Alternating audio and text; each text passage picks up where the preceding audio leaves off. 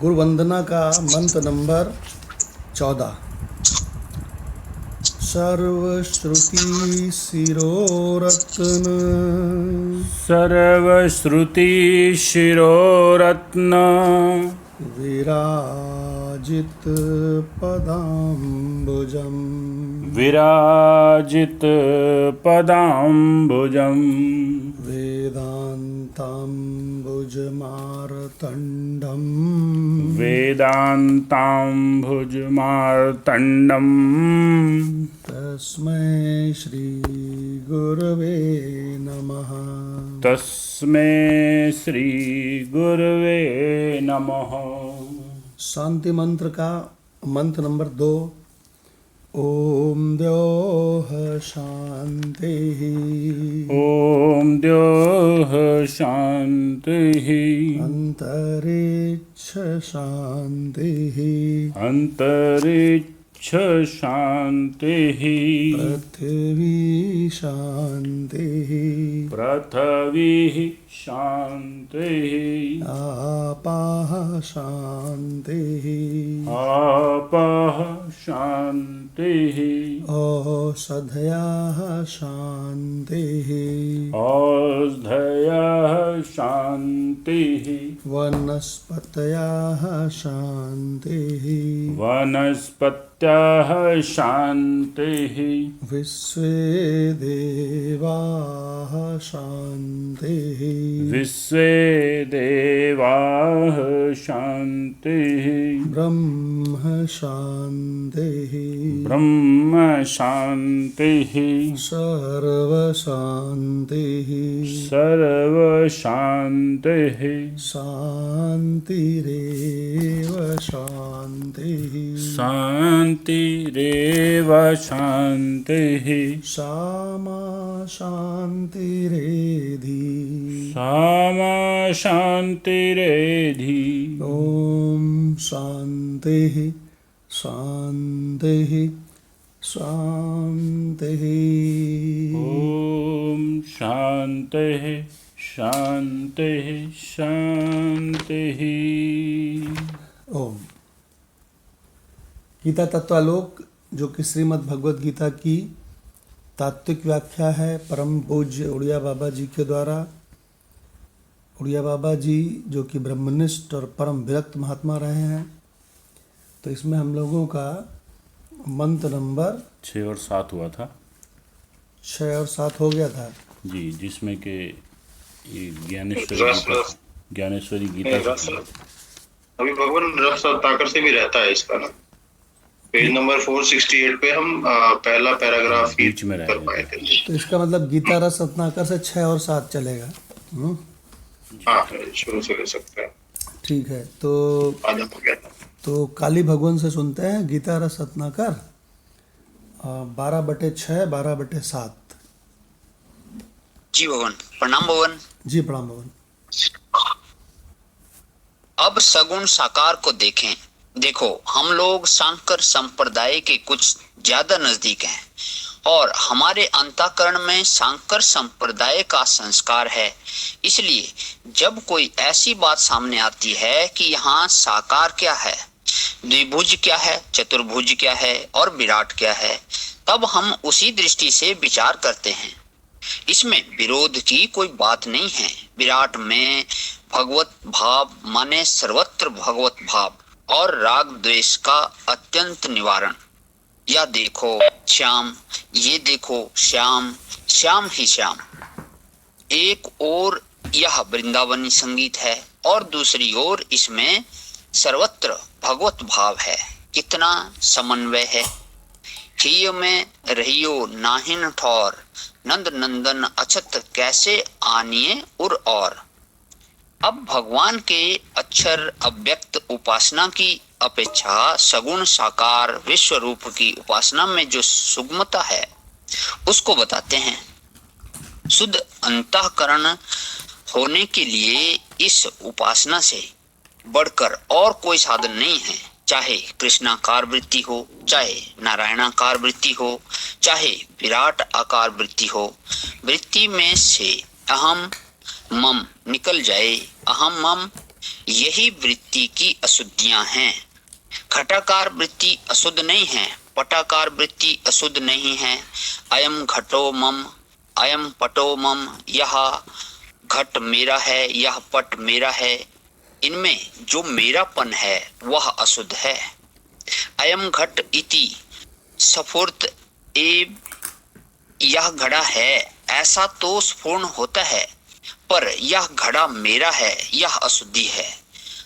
अयम देवः, अयम मनुष्यः, अयम ब्राह्मणः स्फूर्तु नाम, यह देवता है, यह मनुष्य है, यह ब्राह्मण है, यह तो स्फूर्ति होता है, परंतु अहम ब्राह्मणः, अहम हस्तपाद आदिमान, मैं हाथ पैर वाला ब्राह्मण हूँ, यह जहाँ स्फुरित हुआ वहां अंतःकरण अशुद्ध हुआ, क्योंकि एक दृश्य पदार्थ को आपने अपने साथ जोड़ लिया। देखो भक्त लोग क्या करते हैं, पहले बोलते हैं नमः, इसका तात्पर्य है कि इदम मम न भवति न मम इति नमः, यह मेरा नहीं है। पंडित लोग होम करते हैं तो बोलते हैं इदम अग्नेय न मम, यह अग्नि के लिए है, मेरे लिए नहीं है, मेरा नहीं है।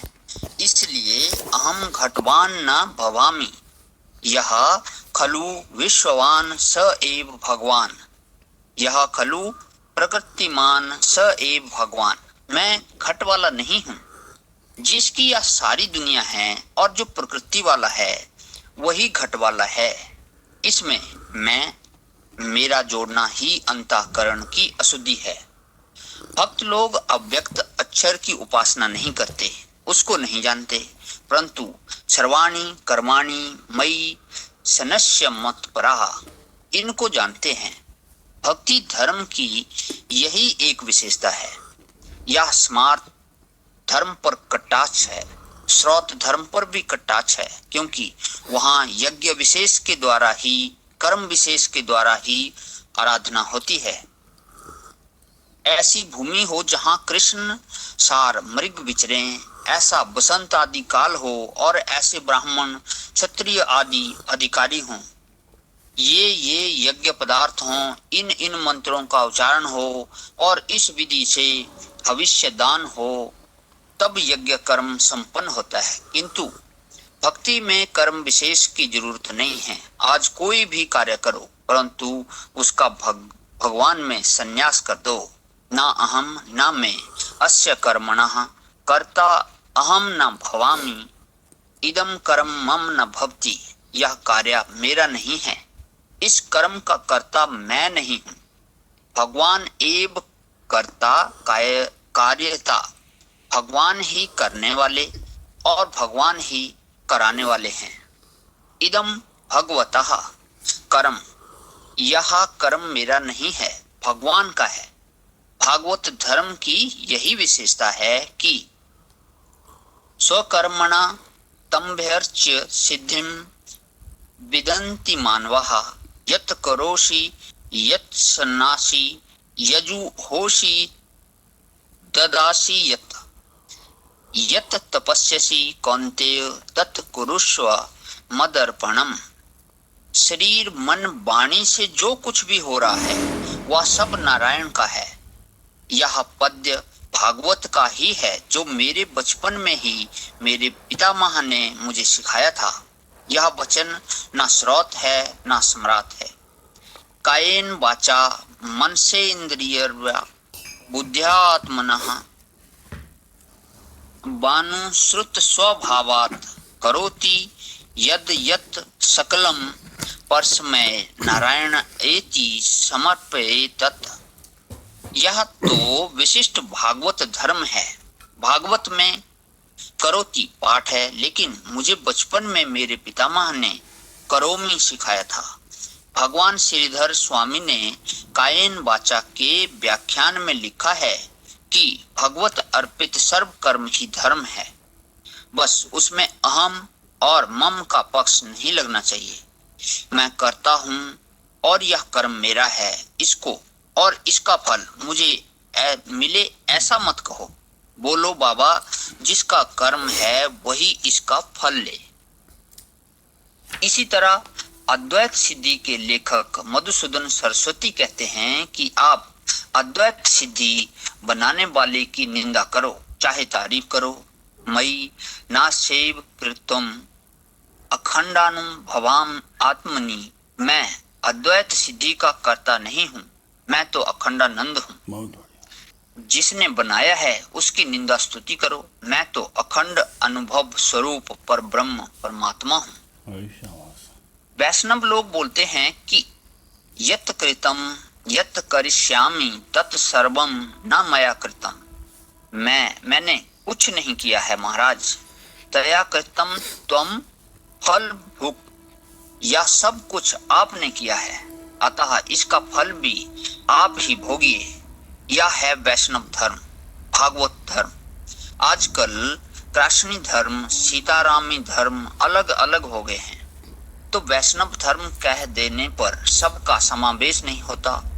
सीतारामी कहेंगे कि हम विष्णु के उपासक नहीं हैं, हमारे सीताराम तो विष्णु से भी परे हैं, हमारे राधा कृष्ण तो विष्णु से परे हैं, तो चलो इसका नाम भागवत धर्म ही रख लो। भगवान ब्रह्मा विष्णु महेश सबसे परे हैं, अतः क्या? इसका नाम भागवत धर्म है। सनस्य मत परा, भगवान के प्रायण हो जाओ, मारो तो मर जाएंगे, जिलाओ तो जिएंगे, खिलाओ तो खाएंगे और भूखे रखोगे तो भूखे मरेंगे। अनन्य एव योगेन, बस कहीं दूसरे का योग नहीं है। जहां देखो वहां भगवान, माने हर हालत में भगवान का ध्यान बना रह सकता है। माम ध्यायंत उपास्यते, सब अब भक्त जी तो लग गए भगवान के ध्यान में। स्रोत धर्म हिंसा बाहुल्य है और भागवत धर्म में ना हिंसा बाहुल्य है ना आचार बाहुल्य है। इनमें दोनों की अपेक्षा स्वरूपता वैलक्षण्य है। तेषाम अहम समृद्धता। अब देखो इस भागवत धर्म में विशेषता क्या है। यह विशेषता है कि औरों को तो खुद तैर कर पार होना पड़ता है, किंतु भगवान का भक्त भगवान के ध्यान में मगन हो जाता है और भगवान उसका उद्धार करते हैं। हमारे बचपन में लोग जब नाव से नदी पार करके कहीं जाते थे तो नाव की उतराई के रूप में 2 पैसे देते थे नाव वाले को, पर हमारे बाबा ने हमें यही सिखाया था कि 2 पैसे नहीं 2 आने देना चाहिए, इसलिए हम 2 आने देते थे। इसका फल यह होता था कि नाव वाला हमें देखते ही नाव पर से उतर आता और हमारे पास आकर हमें गोद में उठा लेता और छाती से लगाकर नाव में लाकर बैठा देता, ताकि हमें जूता ना निकालना पड़े, कीचड़ में ना जाना पड़े, पानी में ना जाना पड़े। इसी तरह भगवान बोलते हैं कि तेषाम अहम समृद्धता। भक्तराज, इस संसार सागर में जो सारे जीव उब चुब कर रहे हैं, डूब उतरा रहे हैं, उन्मजन निमज्जन कर रहे हैं, इनको खुद अपने बल से तैरने या निकलने की जरूरत नहीं होती। मैं ही इन्हें अपनी गोद में उठाकर पार करवा देता हूँ। इसलिए मेरे प्यारे भक्तराज, तुम नाव पर बैठो, मैं उठाकर तुम्हें बिठा लेता हूँ। जब भक्त कहता है कि महाराज हम भी जरा डांड में हाथ लगावें, तो कहता है कि तुम बैठो और मेरी ओर देखो, मैं तुम्हें देखूं, तुम मुझे देखो और नाव को चलने दो। यह डूब नहीं सकती क्योंकि मैं इस पर बैठा हूँ। आओ हम परस्पर एक दूसरे के सौंदर्य मृत का पान करें। तुम मेरे प्यारे भक्त, हम तुम्हारे प्यारे भगवान। भवामि न चिरता पार। भक्त भगवान से पूछता है कि पार होने में देर लगेगी। भगवान कहते हैं बिल्कुल नहीं, क्योंकि भक्त को तो समय का पता नहीं लगता। मैया वेशित चेत साम, उसने तो अपने चित्त को मुझ में आवेशित कर दिया है। इसी से भक्त मरता नहीं। जब उसके पास मौत आती है और उसके सूक्ष्म शरीर को स्थूल शरीर से अलग करने के लिए ढूंढती है, तब भक्त का सूक्ष्म शरीर उसके स्थूल शरीर में उसे मिलता ही नहीं। वह क्यों नहीं मिलता? इसलिए कि वह तो वहां रहता ही नहीं, वह तो भगवान में रहता है। मौत देखती है कि इसके हृदय में तो चतुर्भुज हैं, इसके हृदय में तो द्विभुज हैं, इसके हृदय में तो विश्वरूप विराट भगवान बैठे हुए हैं। ये कैसे मरेंगे बाबा? मृत्यु बारंबार आकर लौट जाती है। संसार सागर में उनका डूबना तो संभव नहीं है, मौत उनको छू नहीं सकती। देखो, भगवान ने जो दो बातें कही, सर्व कर्म समर्पण और अनन्य भाव, ये जरा कठिन लगती हैं। इसलिए भगवान ने कहा कि अब मैं तुम्हें सीधी सीधी बात बताता हूँ। इस पर विचार तो बहुत हैं, लेकिन हमें अपनी रफ्तार पकड़नी है। जी भगवान।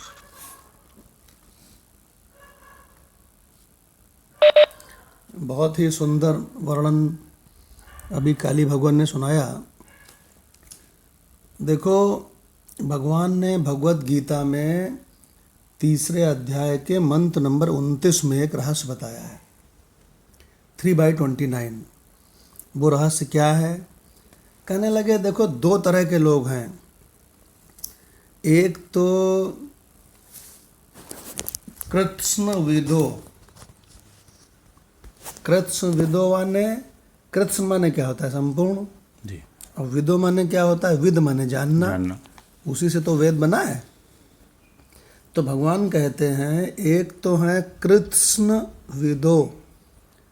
कृत्स्न माने संपूर्ण, विदो माने जानने वाले, वो संपूर्ण जानते हैं रहस्य। और दूसरे जो हैं वो मंदान हैं, वो जरा मंद बुद्धि अज्ञानी टाइप के हैं, वो अकृत्स्नविद हैं। अकृत्स्न माने संपूर्ण को नहीं। कृत्स्न माने संपूर्ण और अकृत्स्न माने जो संपूर्ण नहीं, परिचिन।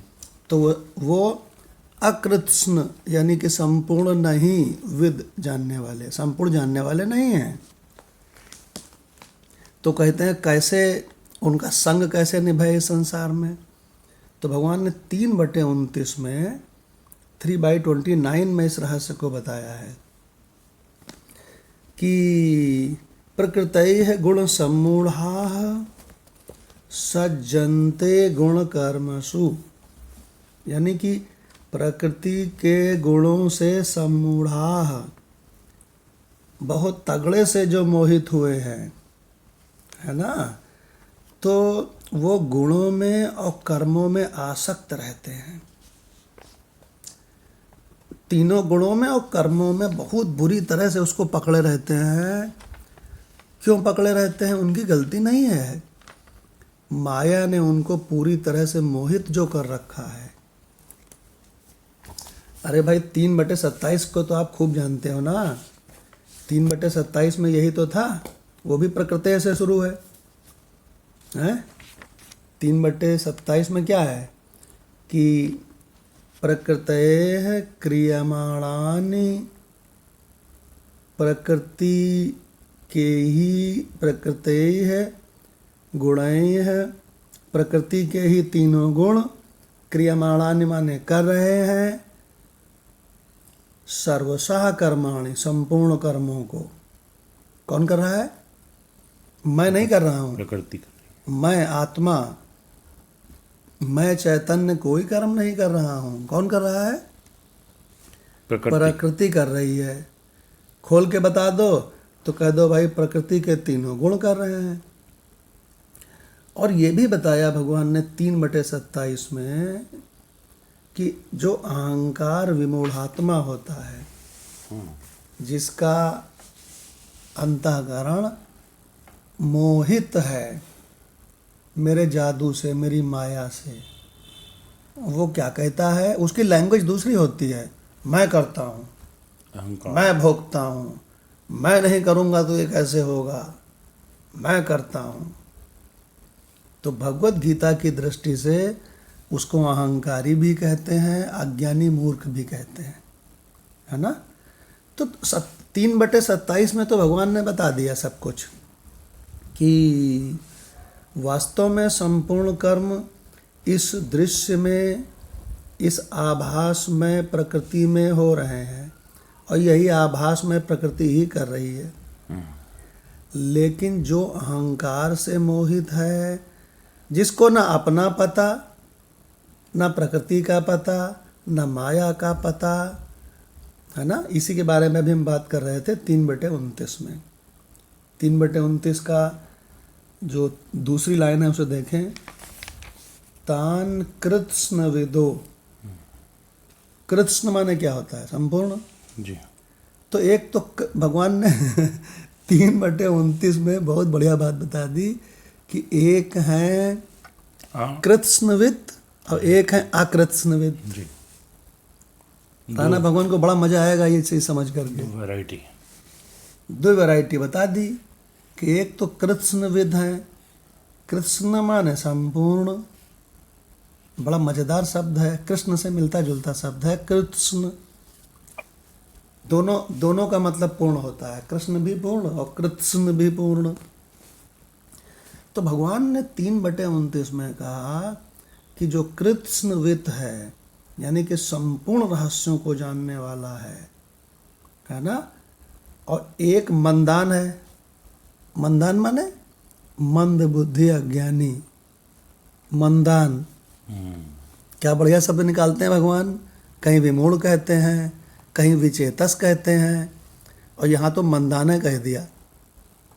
क्यों भाई? तो 3 वैरायटी कर दी। 3 वैरायटी कर दी। तो इसमें मुख्य 2 वैरायटी हैं। एक कृत्स्नविद, संपूर्ण रहस्य जानने वाला, और एक अकृत्स्नविद, संपूर्ण रहस्य ना जानने वाला। जैसे हमारे मदन लाल भगवान जब वेदांत परिवार में आ गए और बहुत ध्यान से इन्होंने वेदांत को, उपनिषदों को, गीता को अध्ययन किया, पढ़ा, बड़े लगन से नोट्स बनाए और बड़ा इनको आनंद आया, तो ये कृत्स्नविद हो गए, संपूर्ण रहस्यों को जान गए। हमारे डॉक्टर अग्रवाल साहब भी कृत्स्नविद हो गए, सब रहस्यों को जान गए। अपने राणा जी हो गए, अपने माधव भगवान हो गए। तो भगवान इसमें कह रहे हैं कि एक तो है कृत्स्नविद माने संपूर्ण जानने वाला, क्यों भाई, और एक अकृत्स्नविद है जो संपूर्ण जानने वाला, रहस्य जानने वाला नहीं है। तो इन दोनों में जो अकृत्स्नविद है, जो संपूर्ण रहस्यों को नहीं जानता है, उसको भगवान ने मंदान कहा है। तो 2 वैरायटी हुई, एक संपूर्ण जानने वाला, एक संपूर्ण न जानने वाला। तो भगवान ने ये कहा कि जो अकृत्स्नविद है वो मंदान है, वो पूरी तरह से मेरी इस झूठी माया के 3 गुणों से हिप्नोटाइज्ड है, पूरी तरह से हिप्नोटाइज्ड है। उससे कह दो अरे छोड़ो यार, यज्ञ मत करो यार, छोड़ो, इसमें क्या धरा है। तो कहेगा सुनो भाई, और तो सब ठीक है, लेकिन मैं पिछले 26 साल से लगातार कर रहा हूँ। क्यों भाई? छोड़ नहीं सकता आज। क्या मतलब हुआ? अकृत्स्नविद, मंदान, मोहितम, वो नहीं छोड़ सकता। क्यों भाई? तो उनको विचलित ना करे, मतलब। तो भगवान ने यहाँ पर रहस्य ये बताया है कि दोनों का इनकी दोनों की रहनी कैसी होए। तो भगवान ने इतना बढ़िया बात बताया कि समझदार वाले को बताया कि तू ज़्यादा समझदार है ना, कृत्स्नविद है ना, तो तू एडजस्ट कर। अच्छा। याद रखो, हर घर में पति पत्नी में लड़ाई होती है तो पत्नी कहती है कि मैं समझदार हूँ, तुम गलत। पति कहता है मैं समझदार हूँ, तू गलत। तो गुरु भगवान और महात्मा लोगों ने हमको हमेशा एक ही चीज़ सिखाई कि हमने उनसे कहा मेरे घर में मेरी पत्नी से लड़ाई हो जाती है, तो उन्होंने कहा हर घर में होती है, कोई बता देता है, कोई छुपा लेता है। तुम चूँकि थोड़ा संत टाइप का दिल है तो बता देते हो। तो हमने कहा क्या करें? तो उन्होंने एक प्रश्न पूछा कि तुम ज़्यादा समझदार हो कि तुम्हारी पत्नी? तो हमने कहा नेचुरली मैं ज़्यादा समझदार हूँ।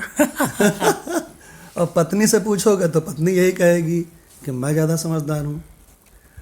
तो महात्माओं ने, गुरुओं ने हमसे ये कहा कि अगर तुम ज़्यादा समझदार हो तो एडजस्टमेंट तुम करो। सही बात। क्यों भाई? अगर तुम ये समझते हो कि तुम ज़्यादा समझदार हो तो एडजस्टमेंट तुम करके चलो। क्या एडजस्टमेंट करें? कि जो तुमको हो पसंद वही काम करेंगे। वो हिंदी में गीत है ना, सुना है माता भवन? जी सुना। जो तुमको हो पसंद वही बात करेंगे, तुम दिन को अगर रात कहो रात कहेंगे। हम समझेंगे उसको सही सही, लेकिन कहेंगे और करेंगे वही जो तुम कहती हो। समझेंगे दिन और कह देंगे रात। देखो बहुत ध्यान से समझना भगवान। तो बोले फिर क्या होगा, ऐसे करने से क्या होगा? तो कहने लगे ऐसे करने से तुम नटवर हो जाओगे, कलह नहीं होगा, वो नहीं। कलह नहीं होगा घर में। तो भगवान बिल्कुल इसी ट्रिक का पालन भगवान ने यहाँ पे किया है 3/29 में, कि सब कुछ समझने वाला कृत्स्नवित ज्ञानी मंदान उस अकृत्स्नवित से जैसा वो अकृत्स्नवित मंदान है, क्यों भाई? तो जैसा वो चाहता है उसके साथ वैसा ही कर दे और उसको विचलित ना करे, और यहाँ तक कि उसके साथ वैसा ही उसको भी करने दो और साथ में उसके लग के करवा भी लो। हमको सेठ साहब ने पूछा कि हमारे घर में ऐसे ऐसे हवन और पूजा का आयोजन है, तो हमें करना चाहिए कि नहीं करना चाहिए? समय नहीं था, नहीं तो उनको बताते 3/29 खोलो। क्यों भाई? करना चाहिए जो घर वाले करना चाहें। क्यों भाई? भगवान नटवर बनो, या ऐसे बोलो कि कर नाटक, कर नाटक। अरे ठीक है, आज ईश्वर की कृपा से, वेदांत की कृपा से चारों कृपाएं तुम पर बरसी, तुम कृत्स्नवित हो गए। क्यों भाई? तो अकृत्स्नवित से कैसे डील करें? बहुत बढ़िया अर्थ है भगवान। प्रकृति, माधव भगवान से इसका अर्थ सुनते हैं, प्रकृति के गुणों से पूरी तरह से मोहित। जी भगवान। ज्ञानी के लिए साधारण मनुष्यों को कर्मों से विचलित करने का कर्मों निषेध, से विचलित करने का निषेध माने मना है। किया है हाँ कि उसको विचलित ना करो। हाँ, तुम समझदार हो तो उसको विचलित मत करो, उसको करने दो, और हो सके तो तुम करवा भी ले उसके साथ। हाँ। अगर ऐसी कोई युक्ति है तुम्हारे पास, उसको ऊपर की श्रेणी में ला सकते हो तो लाओ, हाँ नहीं तो विचलित मत करो, करने दो उसको। नहीं, वो अगर आप उसके संग अच्छी तरह एडजस्ट करोगे तो आपके मस्ती और आनंद और आपके इस रहस्यों को देखेगा कि आप बड़ा इंटरेस्ट लेके इसे पढ़ते हो। और बड़े बड़े लोग पढ़ते हैं, आप ही नहीं पढ़ते हो, चीफ जनरल मैनेजर भी पढ़ते हैं, बड़े भारी डॉक्टर हैं इस इलाके के, डॉक्टर R.K. अग्रवाल साहब भी बड़ा रस लेके पढ़ते हैं, और आँखों के स्पेशलिस्ट भी पढ़ते हैं, डॉक्टर राकेश जी भी पढ़ते हैं, और टीचर भी पढ़ती हैं, डॉक्टर भी पढ़ता है, चीफ जनरल मैनेजर भी पढ़ता है, सुपरिटेंडेंट भी पढ़ता है। तो एक दिन कहेगी जरा हम को बताओ, लेकिन कब? जब तुम उसको ऐसे पटा के चलोगे तब। क्यों भाई? अगर तुम उससे लड़ाई झगड़ा करोगे तो नहीं। जी भगवान जी। प्रकृति के गुणों से अत्यंत मोहित हुए मनुष्य गुणों में और कर्मों में आसक्त रहते हैं। बहुत भारी रहस्य हो गया, तुमने बोल दिया। प्रकृति के गुणों से जो अत्यंत मोहित हैं वो मनुष्य, ऐसे मनुष्य गुणों में, तीनों गुणों में और कर्मों में आसक्त रहते हैं। वो जब देखो तो कामों में लगे रहते हैं। उसी से समझ जाना कि प्रकृति के गुणों में आसक्त है ये। प्रकृते है गुण सम्मूढ़ा गुण कर्मेषु सज्जते। हाँ, बहुत बढ़िया। तान अर्थात उन अकृत्स्न विदा, पूर्णतया न समझने वाले, कृत्स्न विदा के पहले आ लगा दिया, मंद बुद्धि अज्ञानियों को, ये एक ही शब्द में ले लिया है, अकृत्स्नवित मंदान। हाँ, लिखता सही है। तान अकृत्स्नविद उन पूर्णतया ना समझने वाले मंदान मंद बुद्धि अज्ञानियों को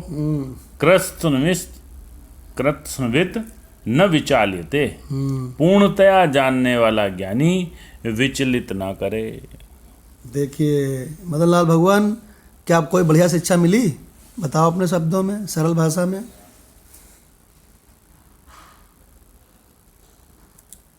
माइक ऑन नहीं हो रहा है। सतीश भगवान से पूछते हैं। सतीश भगवान जी भगवान, प्रणाम भगवान। जी प्रणाम भगवान। जी भगवान बिल्कुल क्लियर कर दिया गया है कि जो ज्ञानी पुरुष हैं, जो समझते हैं सब कुछ दुनिया में, दुनिया को अच्छी तरह से जिन्होंने पहचान लिया है, वो अज्ञानी पुरुष जो कर्मों में लिप्त हैं उनको विचलित ना करें उनके कर्मों से। अगर वो उसमें से भी निकल नहीं पाए हैं तो विचलित ना करें, बल्कि उनको थोड़ा ऊपर उठाने की कोशिश करें। हाँ, जी भगवान। और अगर हो सके तो उनके साथ में करवा लें। जी भगवान। अगर हो सके तो उनके साथ में करवा लें। जैसे पार्वती जी हमेशा शंकर भगवान से कहती हैं, अरे उठो ना, स्वरूप में बैठे हो। घुमा के लाओ। अरे कितने दिन से स्वरूप में बैठे हो, हैं? हमको घुमा के लाओ। बोले कहाँ घूमना है तुम्हें? तो बोले इधर चलो ना, इधर साउथ इंडिया की तरफ घुमा के लाओ हमको। तो वो कहते हैं, अरे देवी अपने स्वरूप में बहुत आनंद है, कहाँ मारी मारी फिरोगे साउथ इंडिया में। फिर वो कहती ऊपर से नहीं देखना, तो नीचे उतरो। और तो वो कहती हैं नहीं हमको घुमा के लाओ। प्रणाम भगवान। जी परमानंद भगवान। हाँ भगवान, अब इसी पर मुझे एक याद आ रहा है, अपनी निजी घटना जो है। तो एक बार हमारे दादाजी थे, बहुत बचपन की घटना है भगवान। उस समय मैं कक्षा 8 में पढ़ता था, और वो चूंकि गुरु मंत्र लिए हुए थे तो वो जाप किया करते थे। तो एक बार मैं उनसे जो है जिद कर बैठा कि हम उनको बाबू कहते थे कि बाबू बताइए आप कौन सा मंत्र आप जपते हैं।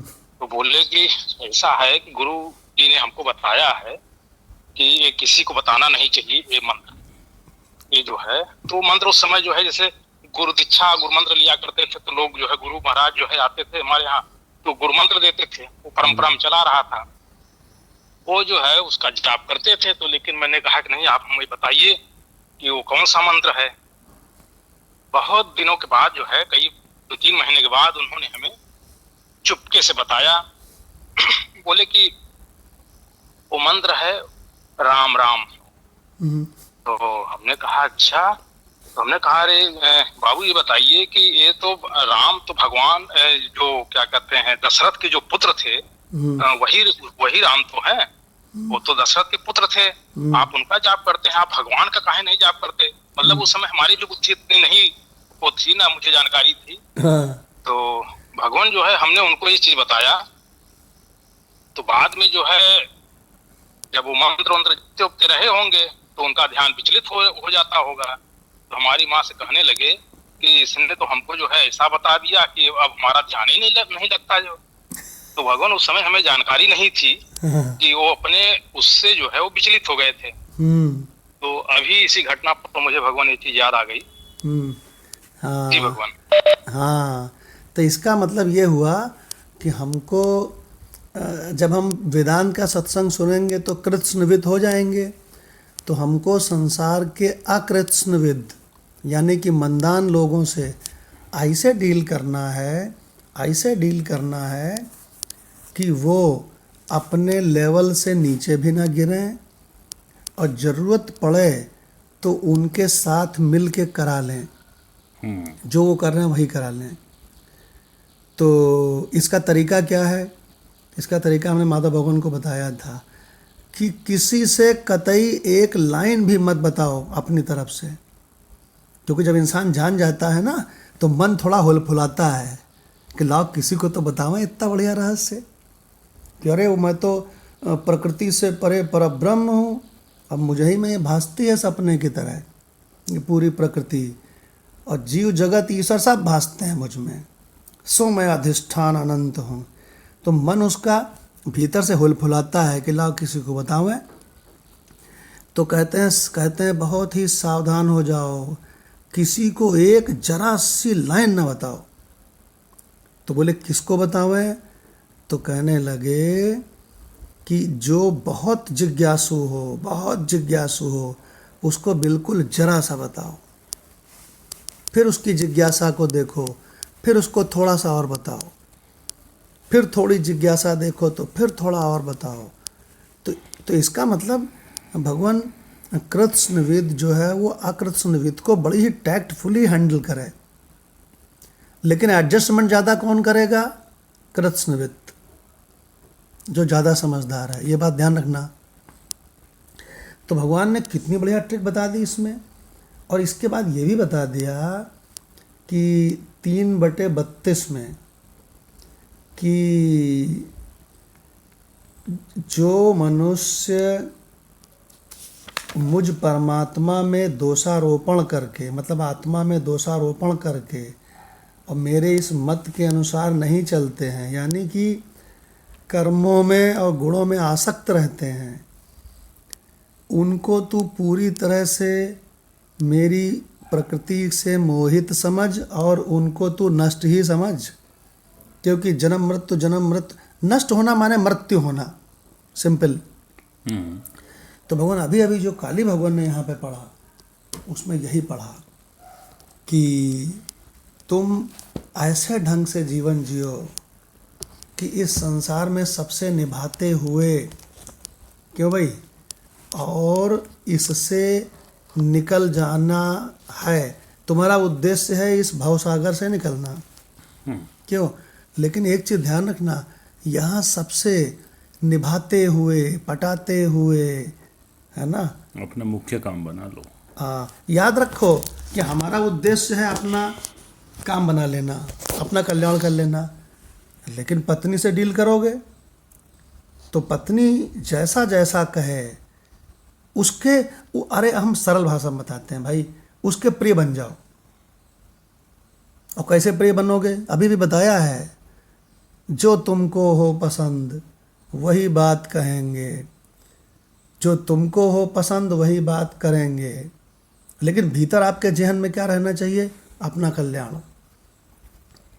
देखिए भगवान इसमें एक बात ध्यान आ रही थी, काफ़ी दिनों से उसका प्रसंग नहीं आया है, जो उपोद्घात है कि हम करें तो उनके मन की बात, हाँ, लेकिन हमारे पीछे उद्देश्य हमारा अपना ही रहे।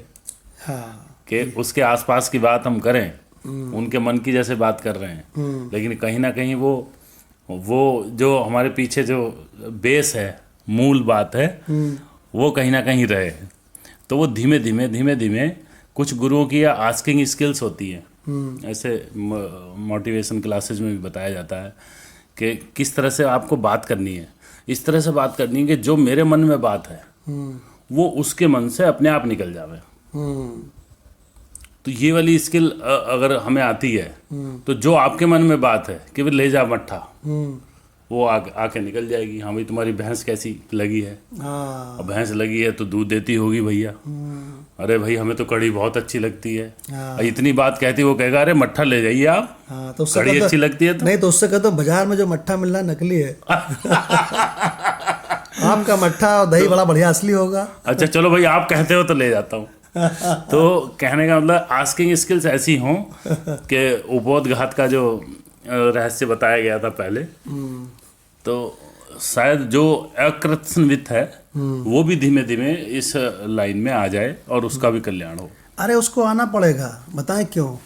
क्योंकि ऐसा होता है कि स्वामी अखंडानंद जी ने बड़ा सरलता से बताया है इसको कि सबसे मिलिए, सबसे जुलिए और सबसे हाँ जी कहते रहिए। कितना बढ़िया नियम है भाई।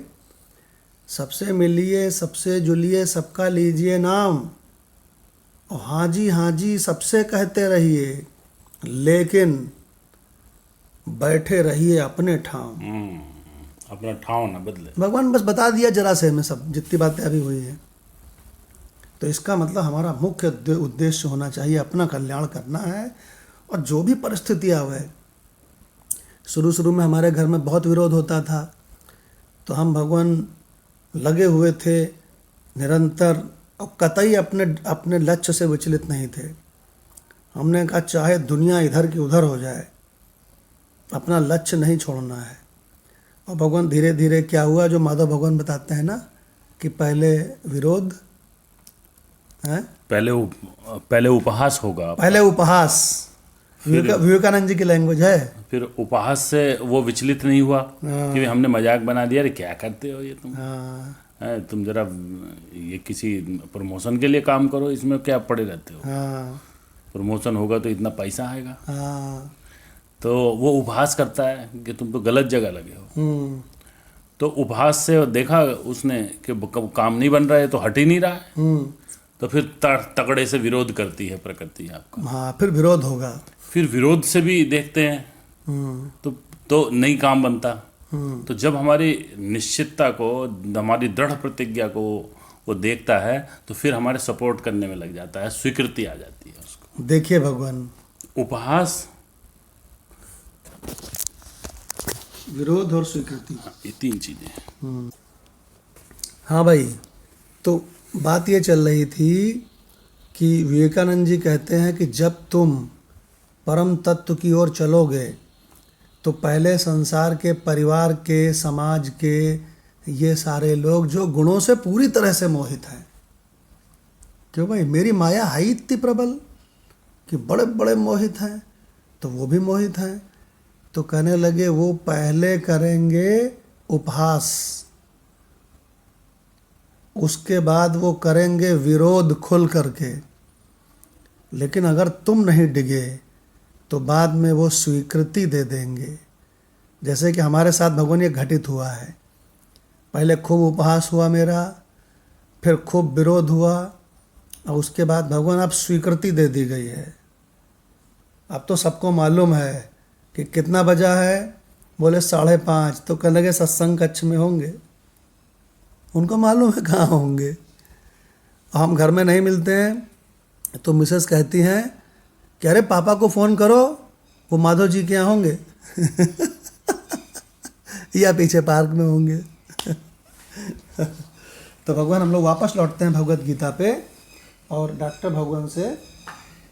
भगवान के पास वो है ज्ञानेश्वरी, तो डॉक्टर भगवान से ज्ञानेश्वरी गीता सुनते हैं 12 जी भगवान प्रणाम। जी प्रणाम भगवान। 6 और 7। तो डॉक्टर भगवान इसको शुरू करें, इसके पहले थोड़ा इस पे कमेंट हो जाए, जो अभी तक जो कृत्स्नवित अकृत्स्नवित मंदान।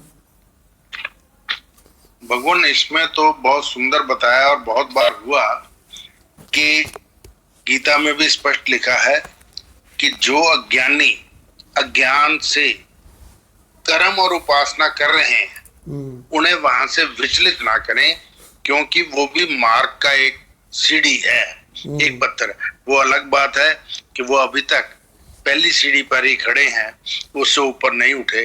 और आप कृष्णवत सब जानते हो, आप छत पर पहुंचने वाले हो तो उसका हाथ कैसे पकड़ सकते हो? इतनी दूरी से तो हाथ पकड़ा नहीं जा सकता, उसे वहीं चढ़ने दो। हाँ, उसे थोड़ा बहुत यदि उसकी जिज्ञासा है, थोड़ा है, तो उसे को भैया अगली सीढ़ी पे आ जाओ, एक सीढ़ी और ऊपर चढ़ो, फिर मैं हाथ पकड़ सकता हूँ, शायद मेरा हाथ पहुंच जाएगा, चढ़ो तो सही। सो उसे उस तरह से उत्साहित करो, पर उसे हत उत्साहित ना करो, क्योंकि ये ना हो कि वो उतना भी छोड़ दे। ये बात बहुत बार आई है, गीता में भी आई है, और हमारे सत्संग में भी बहुत बार डिस्कस हो चुकी है कि क्योंकि वो अज्ञानी तो है, पर यदि उसने जिज्ञासा प्रकट की, कुछ सीखना चाहता है, तो धीरे धीरे उसे सिखाओ। जैसे हम सब थे, हम सब अकृत्स्नवत थे, तो आपने भगवान हमारी बांह पकड़ी, धीरे धीरे करके 5-6 साल में अब यहाँ तक ले आए कि हम भी इन चीजों को अब समझने लग गए। नहीं तो शुरू में तो ये पल्ले नहीं पड़ती थी जी भगवान।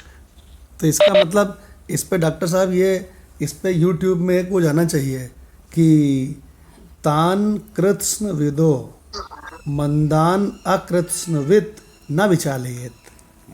कितना बढ़िया रहस्य है जरासंध में।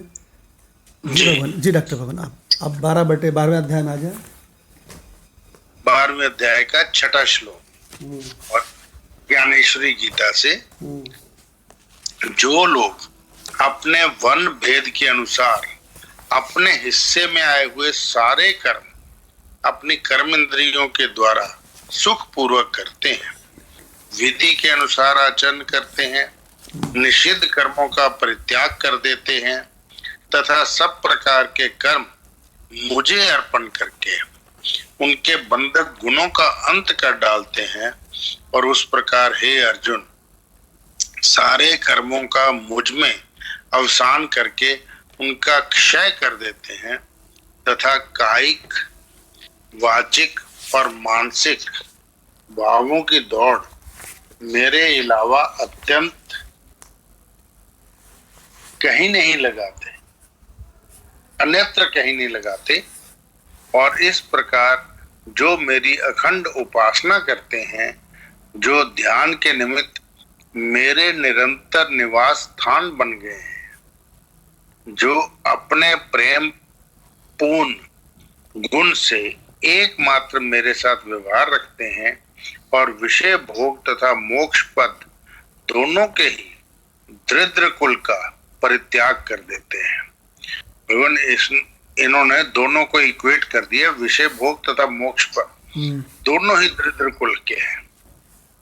इस प्रकार जो अनन्य भक्ति योग से अपने सारे मनोभाव, अंतःकरण और शरीर सिर्फ मेरे अधीन कर देते हैं, उनका मैं कहाँ तक वर्णन करूं। उनकी सारी इच्छाएं मुझे ही पूरी करनी पड़ती हैं। जी भगवान, ये तो 6ठे का हो गया। अब भगवान 7वां में ले लीजिए। चलो, तो 7वें का है, किम बहुना हे धनुर्धर, जो माता के पेट में आता है वह माता को कितना अधिक प्रिय होता है, इसी प्रकार वे भक्त भी चाहे जैसे हों मुझे प्रिय होते हैं। कलयुग की समस्त बाधाओं को उनसे दूर रखकर उनकी रक्षा करने का मानो मैंने पट्टा ही लिखा लिया है। और यदि ऐसा ना हो तो भी एक और तो मेरी भक्ति और दूसरी ओर संसार की चिंता, ये कैसी बेमेल बात है। क्या किसी धनाढ्य व्यक्ति की पत्नी भी भिक्षाटन कर सकती है? इसी प्रकार मेरा भक्त भी मेरा प्रिय पात्र होता है। फिर भला क्या उसकी लज्जा मुझे ना होगी? जीवन और मन की तरंगे समस्त सृष्टि पर पड़ती। ये देखकर मेरे चित्त में ये भावना जगी कि कौन ऐसा प्राणी है जो इस संसार सागर की तरंगों से पीड़ित ना होता हो। ऐसी स्थिति में हो सकता है कि मेरे भक्त भी भयभीत हो जाते। इसीलिए ये पांडव, राम और कृष्ण इत्यादि के सहस्त्रों नामों को तुम सहस्त्रों नौकाएं ही समझो। इन नौकाओं को इस संसार सागर में सजाकर मैं अपने उन भक्तों का तारक बन गया हूँ। क्या बात। फिर मेरे जो भक्त सबसे अलग थलग थे, उनके लिए मैंने अपने ध्यान का आधार प्रस्तुत किया, और जो संसारी थे उन्हें मैंने इन नौकाओं पर बिठाया। कुछ भक्तों के पेट के नीचे प्रेम की पेटी बांधी। इस प्रकार अपने सारे भक्तों को मैंने सायुज्य के तट पर लगाया। सिर्फ यही नहीं, जिन जिन लोगों ने मेरी भक्ति की उन सबको, फिर चाहे वे पशु ही क्यों न रहे हों, मैंने अवश्य भक्त मानकर उन्हें वैकुंठ के साम्राज्य का स्वामी बनाया। यही कारण है कि मेरे भक्तों को किसी प्रकार की चिंता नहीं सताती और मैं उनका उद्धार करने के लिए सदा तत्पर रहता हूँ। ज्यों ही भक्तगण अपनी चित्त वृत्ति मुझे समर्पित करते हैं, त्यों ही वे मानो अपने प्रपंच रूपी खेलों में मुझे भी शामिल कर लेते हैं। इसलिए हे भक्तराज धनंजय, तुम अनवरत इस मंत्र का पाठ किया करो। कि जिस समय जीव इस अनन्य भक्ति का मार्ग ग्रहण करता है उसी समय वह श्रेष्ठ भक्त हो जाता है। जी भगवान। तो कितनी बढ़िया बात बता दी। यहाँ पर भी डॉक्टर भगवान ने जो बताया इसमें भी वही बात आई कि अकृष्णविद को मतलब जो मेरी माया से पूरी तरह से मोहित हैं, मेरी इस माया के चमक दमक से पूरी तरह से मोहित हैं, उनको धीरे धीरे भगवान की भक्ति करते हुए और धीरे धीरे वो ये समझते जाते हैं कि नहीं, इस संसार में जैसा सुख हम चाहते हैं वैसा नहीं है, नहीं ये संसार सब बिछुड़ता है, नहीं ये संसार हमेशा साथ नहीं दे सकता, नहीं ये देखो मेरा शरीर, मुझे कितनी धन मिली, संपत्ति मिली, यश मिली, प्रतिष्ठा मिली, मकान, बेटे, बहू, बेटा, है ना, और हमें हर प्रकार के सब कुछ मिलता चला गया, लेकिन देखो हमारा शरीर ही बूढ़ा होता चला जा रहा है, यही ख़त्म हो जाएगा। तो धीरे धीरे उनका परीक्ष लोकान भी होता है। तो भगवान कहते हैं वो जब मेरी भक्ति करते हैं तो उस भक्ति के द्वारा मैं उनको इस संसार समुद्र से हरने वाला, इस संसार समुद्र से उनका उद्धार करता हूँ। कितनी बढ़िया बात आ गई। अब भगवान अगला जो मंत्र आ रहा है वो उड़िया बाबा का सबसे प्रिय मंत्र है। ऐसे समझ लो कि गीता तत्वालोक का सबसे बढ़िया मंत्र है। और गीता तत्वालोक के शुरुआत में ही उड़िया बाबा ने कहा कि एक ऐसा मंत्र आ रहा है कि इससे बढ़कर भगवत प्राप्ति का सीधा सीधा साधन पूरी भगवत गीता में नहीं है। देखिए भगवान कितना बढ़िया मंत्र है। मयि एव मन आधत्स्व मयि बुद्धिम निवेशय। तुम अपने मन और बुद्धि को पूरे दिन इन्वेस्ट करते हो कि नहीं? क्या मतलब भगवान? बिल्कुल। कहीं मन लगाते हो, कहीं बुद्धि लगाते हो। तो उड़िया बाबा कहते हैं, होता ही रहता है। हाँ, तो उड़िया बाबा यहाँ पे रहस्य बताएंगे कितना बढ़िया कि मन और बुद्धि को तुम कहाँ इन्वेस्ट करो तो तुम्हारा कल्याण हो जाए। तो माधव भगवान के संग लेते हैं 12/8। मयि एव मन आधत्स्व मयि एव मन आधत्स्व मयि बुद्धिं निवेशय मयि बुद्धिं निवेशय निवस्यसि मयि एव निवस्यसि मयि एव अत ऊर्ध्वं न संशयः अतः ऊर्ध्वं न संशय। देखो जो लोग मयि, माँ के बाद में या और या में छोटी की मात्रा, मयि माने होता है मुझ में। क्यों भाई? तो जो लोग इस शब्द से परिचित नहीं है वो समझ लें भगवान कृष्ण ने मयि शब्द का इसमें 3 बार प्रयोग किया है। मयि एव मन आधत्स्व 1 बार, मयि बुद्धिम निवेशय 2 बार, निवस्यसि मयि एव 3 बार। क्या मतलब भगवान? जी। मयि माने मुझ में। मई क्यूब हो गया ये। हाँ देखिए, और आपको एक बात बताएं मज़ेदार, भगवान ने मयि इस शब्द का प्रयोग भगवत गीता में न जाने कितनी बार किया है। तो अब माधव भगवान से इसका अर्थ सुनते हैं। भगवत गीता का सबसे टॉप क्लास मंत्र जिससे कि जीवों का उद्धार हो जाता है। जी भगवान। ध्यान से भगवत प्राप्ति। इसलिए हे अर्जुन तू मयि मना आधत्स्व, मुझ में मन को लगा। सब कहते हैं भाई क्या करें, कहाँ मन को लगाएं? तो कहते हैं मुझ में लगा। और कहाँ लगाए? आगे कहते हैं मयि एव बुद्धिम निवेशया, और तुम इन्वेस्टमेंट की बात करते हो तो अपना मन और बुद्धि दोनों मुझ में लगा दे। अरे वाह। मुझ में ही बुद्धि को लगा।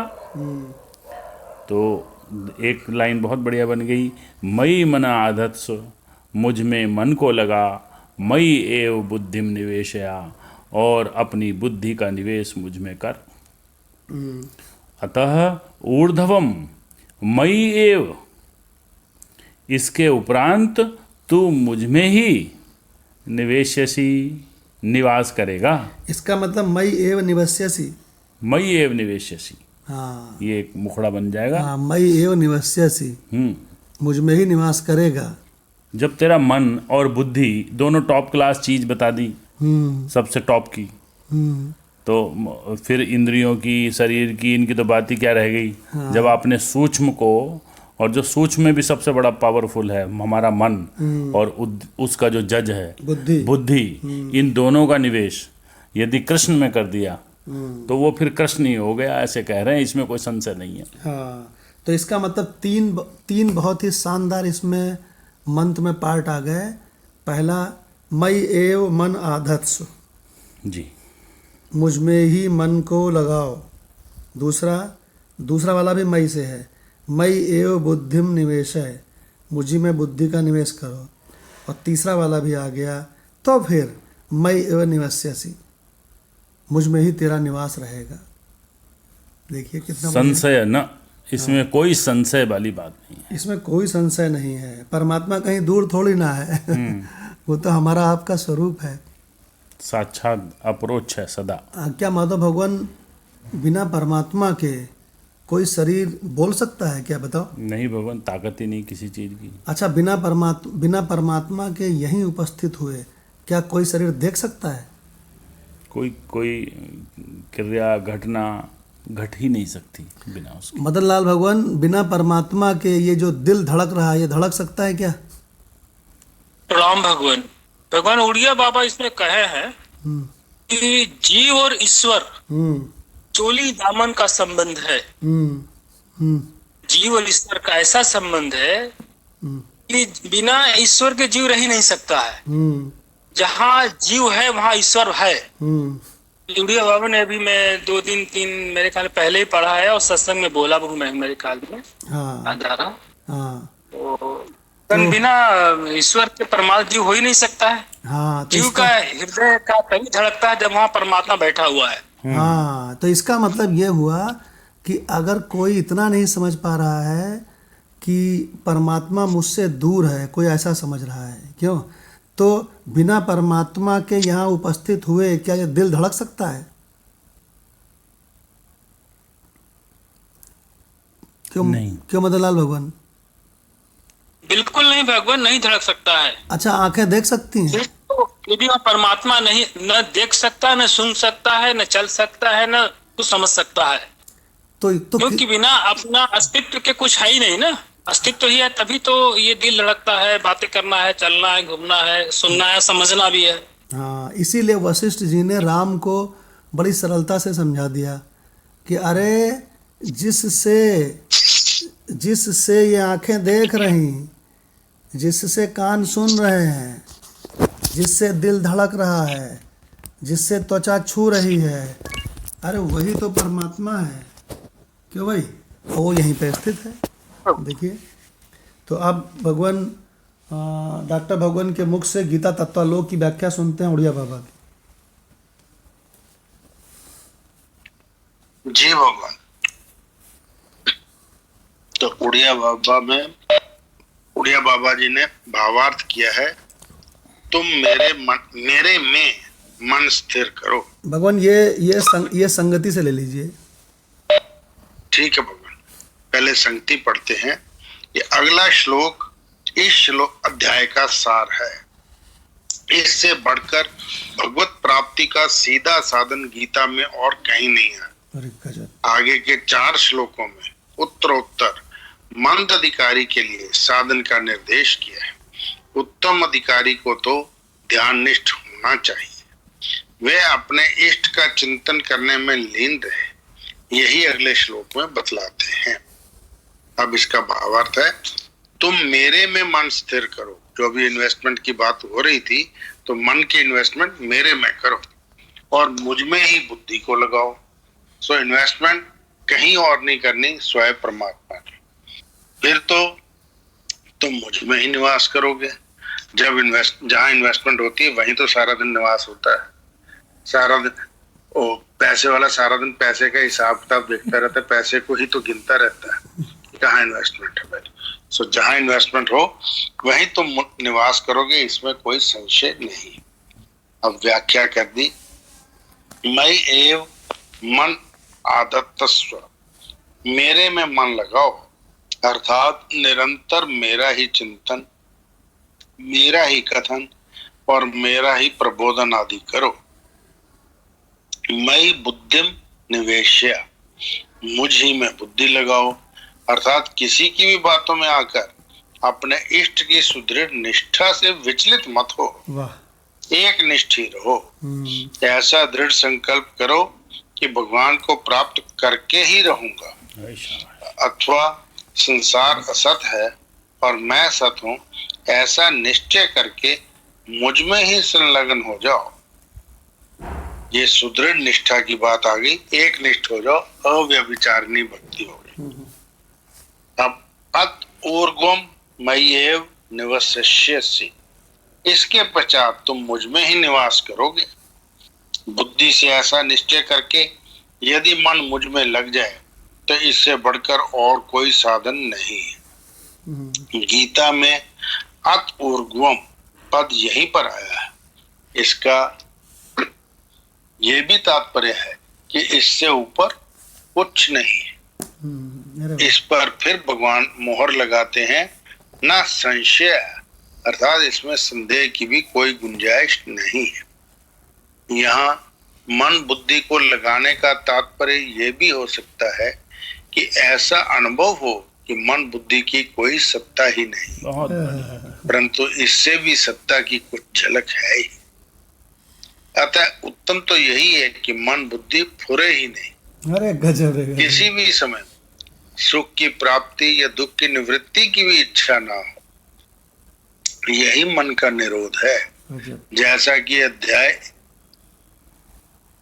4 के श्लोक 22 में, और अध्याय 4 ही होना चाहिए, यहाँ 1 है मालूम नहीं। अध्याय 4 के श्लोक 22 में और अध्याय 2 के श्लोक 56 में कहा है, सुख दुख है या नहीं, ऐसी वृत्ति भी ना रहे, यही मुझ में मन बुद्धि का लगाना या निरोध है। और यही सबसे ऊंचा अभ्यास है, अथवा सुख दुख और आत्मा के मध्य में जो संधि है वही समवृत्ति है। ये वृत्ति है उपादेय भाव से शून्य है। सब कुछ करते हुए भी जो इस वृत्ति में स्थिर रहता है वह सबसे ऊंचा अभ्यास है। इसी को निर्गुण उपासना भी कहते हैं। परंतु ये प्रसंग क्योंकि भक्ति परक है, क्योंकि यहाँ भगवान मई शब्द का प्रयोग करके साक्षात अपनी ओर ही इंगित कर रहे हैं, तथापि प्रसंगवश निर्गुण उपासना की बात भी कहती है। जी भगवान। तो भगवान कृष्ण ने मतलब भक्ति योग वाले चैप्टर में ये चीज़ निकाल दी। सबसे इम्पोर्टेंट बात यह है कि जो भक्त भाई 12वें अध्याय का क्या नाम है, भक्ति योग। उसमें से भगवान ने 12/8 मंत्र को निकाल के क्या कह दिया कि ऐसा एक निष्ठ हो जाओ कि भगवान को प्राप्त करके ही रहूँगा। और ये कैसे होगा, तो बोले कोई पैसे का खर्चा नहीं है, कोई करना कराने का चक्कर नहीं है, बस केवल इन्वेस्टमेंट, मन और बुद्धि का इन्वेस्टमेंट भगवान में करो। और एक बहुत इम्पॉर्टेंट बात है, अगर ध्यान दो, मई एव क्या रहना भगवान, एव माने क्या होता है? एव माने ही भगवान। तो इसका मतलब कह रहे हैं मई एव मन आधत्सु। क्या मतलब? कोई ऑप्शन नहीं छोड़ा, मेरे में ही। हाँ, इसका मतलब मकान में भी मन लगाओ, घर के बच्चों में भी मन लगाओ, दुनियादारी में भी मन लगाओ, पॉलिटिक्स में भी मन लगाओ और भगवान में भी मन लगाओ। ऐसा नहीं भगवान में ही मन लगाओ। देखिए वो कहते नहीं है कि मेरे तो गिरधर गोपाल दूसरों न कोई। देखिए भगवान क्या गजब की बात है। तो मजे की बात है कि यहाँ पे एव शब्द बहुत इम्पोर्टेंट है। मुझ में ही मन को इन्वेस्ट करो। देखिए भगवान, तो उड़िया बाबा ने ये जो पेज नंबर 357 का दूसरा पैरा है विकास भगवान, बहुत अच्छा पैरा है भाई। हमने देखा भगवान, जैसे डॉक्टर भगवान ने बात की इन्वेस्टमेंट की ना, जैसे बहुत बड़ी कोई मीटिंग चल रही है, सब कुछ चल रहा है, तो हमने देखा कुछ लोग ना उसके बीच बीच में भी वो अपना शेयर देखते रहते हैं। हाँ। कि शेयर कितना चल रहा है, क्या चल रहा है। मतलब वो उनके लिए सबसे इम्पोर्टेंट हमें लगता है कि वो जो शेयर में लगे हुए हैं लोग हैं, उनको वो शेयर ही दिखता है। खाना खा रहे हैं, भोजन ले रहे हैं और बीच बीच में देख रहे हैं शेयर कहाँ पहुँच गया। तो इसका मतलब उनका मन और बुद्धि का निवेश पूरी तरह से पैसे में है। पैसे में इन्वेस्टमेंट हो गया, पैसा ही उनका भगवान है। हाँ, इसी तरह से स्त्रियों का भी हमने देखा है कि मन और बुद्धि का पूरा निवेश बच्चों में रहता है। क्यों भाई? तो भगवान मतलब ये कितना बढ़िया मंत्र है जिसमें उड़िया बाबा ने कहा है कि मन और बुद्धि का इन्वेस्टमेंट तुम मुझ में करो, तो फिर उसका परिणाम क्या होगा? तुम्हारा मुझ में ही निवास होगा। अरे बाप रे बाप। मई कहते हैं निवस्यस्य मई एव। अब एक बार फिर से एव आ गया राणा भगवान। अभी एव बताया था ना ऊपर कि अगर तुम्हारा मन और बुद्धि मुझ में लगी रहेगी, तो इसी मंत्र में भगवान कहते हैं तो तुम्हारा निवस्यस्य भी मई एव, तुम्हारा निवास भी फिर मुझ में ही रहेगा। और फिर तुम डंके की चोट पर कहोगे कि जो आए आने दीजिए। अरे आभासा में तो आएगा जाएगा ससुरा, जो आएगा जाएगा। शरीर मरेगा तो आभासा मरेगा। इतनी क्यों चिंता करते हो शरीर की? क्या कहते हैं कि जो आए आने दीजिए, जो जाए जाने दीजिए, जो होए होने दीजिए, चिंता कभी मत कीजिए। आपका मन बुद्धि वहाँ है ही नहीं, आपका मन और बुद्धि तो परमात्मा में लगा हुआ है। और बहुत बढ़िया बढ़िया बातें हैं। देखो उड़िया उन्होंने भोले बाबा ने कहा है कि यदि जान लीना सर्व, अगर तुमने इस पूरे संसार को जान लिया, बहुत न्यूज़ सुनते हो, अगर तुम न्यूज़ सुनने के बहुत ज़्यादा प्रेमी हो, यदि जान लीना सर्व तो कुछ भी न जाना आपने। क्यों माता भगवान? अगर किसी ने न्यूज़ सुन के सब जान लिया कि जापान में क्या हुआ, अमेरिका में क्या हुआ, रूस में क्या हुआ, क्यों? कुछ नहीं जाना। वो क्या जान लिया उसने? जब संसार आभासाय है, वो पूरी न्यूज़ भी नहीं जान सकता। वो 24 घंटे न्यूज़ सुनेगा ना तो पूरी न्यूज़ भी नहीं जान सकता है, क्योंकि इतना इस झूठ में कितना आप, इसकी कोई इंतहा नहीं है। कोई इंतहा नहीं, इसकी कोई इंतहा नहीं। राणा भगवान के कमेंट सुनते हैं इस पे। क्यों राणा भगवान? यदि जान लीना सर्व तो कुछ हो न जाना आपने, और यदि जान लीना आत्म को तो सर्व जाना आपने। जो जानना है सर्व का, हाँ, तो जानना ज्ञान है। हाँ, तो जान लेना आपको तो सर्व जाना आपने।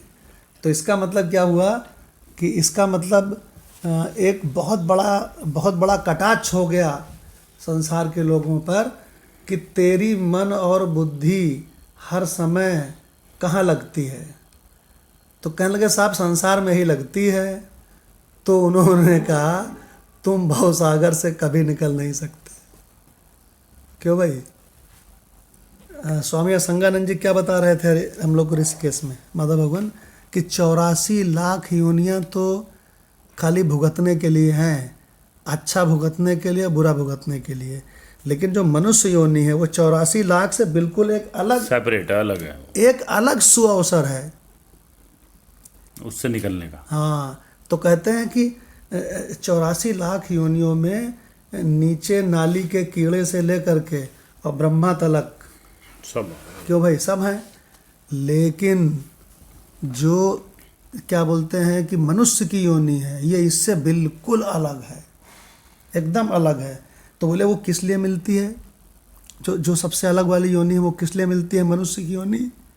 उससे पार निकल जाने के लिए, उससे कि तुम इस भवसागर से, इस जन्म मरण से, इस आवागमन से, इस शरीर बदलने से, माता पिता बदलने से, घर मकान बदलने से, जन्मने से, मरने से, इससे सबसे छुट्टी पा जाओ। कल बताया था क्षय दुख। तो बल्कि इसी को महात्मा लोग कैसे कहते हैं कि अरे मनुष्य योनि मिल गई, अरे बाप रे, ईश्वर ने बड़ी तगड़ी कृपा कर दी तुम्हारे ऊपर। मनुष्य की योनि मिलना ही ईश्वर कृपा है, ईश्वर की सबसे बड़ी कृपा है। अब उसने कृपा तो कर दी, और कृपाएं तुमको चाहिए भवसागर से निकलने के लिए 4। क्या बात है भगवान, कौन सी 4 चाहिए? भगवान ईश्वर कृपा हो गई, उसके बाद आपके पास जो है आपकी अपनी कृपा होवे, अब कि आपका मन ऐसा होवे कि वो इससे निकलना चाहे, और जो हमारा जो मुख्य उद्देश्य है, भगवान ने जो मनुष्य जन्म हमें दिया है, वो किस चीज़ के लिए दिया है, उसकी तरफ उसका मन लगे। तो अपनी पहले अपने आप में कृपा होवे, आत्म कृपा, के पता लगा हम किसी और चीज़ों में ही लगे हैं और मुख्य उद्देश्य भूल गए। कि हमें जाना था, तो एक जगह जाना था, कहीं ऋषिकेश जाना था, और हम बीच में कहीं मोदी नगर में अटक गए, उलझ गए और मोदी नगर में ही पड़े रह गए, और वो इतने में समय निकल गया कि भाई बाय बाय टाटा टाटा। तो हमें ऐसे कुछ हो रहा है। तो अपनी कृपा चाहिए।